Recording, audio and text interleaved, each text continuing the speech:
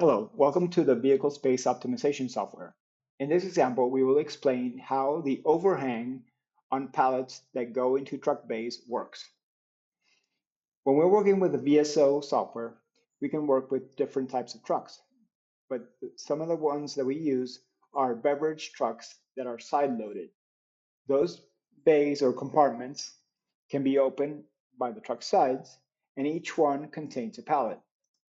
So, for example, when we log in, we can see the trucks that we have configured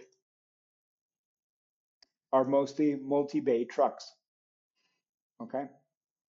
For example, if we find one truck that uses a 1180, we can see here, we edit it, you can see that it's a truck that has 16 divisions and they're divided by bays. We have bays in the front, on the back, we have ones that are split in two and can be joined later, and the ones that go on top of the wheels that are shorter than the rest. Each bay has its own name, okay, they can be configured, and own placement. So for example, here, some of them are called half, the other ones are called short, this one tall. And if we look at them, we will see that these bays are configured in the bay list. So for example, we have one that's tall. We see that we have a pallet, the pallet itself, the length in the pallet is 920 millimeters by 920. But we see the maximum load length and the load width, we see that it's greater value. That's what we call overhang. Okay, overhang is the ability to place products on a space that is larger, on an area that is larger than the pallet itself. If the product is strong, that won't be an issue. If it's a delicate product, then we can't do it because if we are manipulating these products, we're moving these products within the warehouse, and we happen to put the bays to the pallets too close to each other, they may damage the product. But in our case, we're working with soft drinks, and we're working with products that are going to plastic crates that they're not affected. So that's why we're using overhang here. When we use this overhang and we calculate a route, for example, here, we have a list of routes that have been calculated. Okay, we see that they're calculated because they're blue. Let's look for that same vehicle, the one that we mentioned before, the 1180. Okay,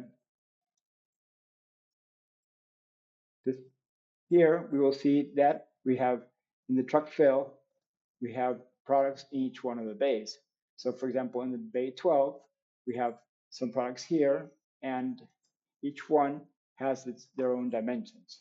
So if we view the truck by right-clicking, truck viewer,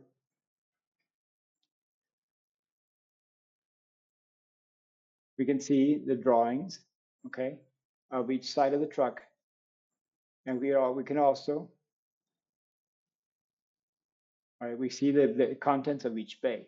So for example, this one here, this 9B, this bay is what we saw before, is a short bay, okay? In that bay, as in the tall one, we look up short, we see that the pallet itself is 920 by 920, and the maximum load dimension is 1000 by 1010. So when we look at the drawing, we can see here this 9B, right, by clicking here and then clicking with the Alt key, you can see the detail. And we note that we have the pallet itself, and the load exceeds the pallet, but it doesn't exceed the available space. That's overhang. Okay, it won't damage the product and will use more or use the available space better, having a higher efficiency than it would have had if there was no overhang. But this has to be done carefully too, just to make sure that we do not damage the products. Thank you.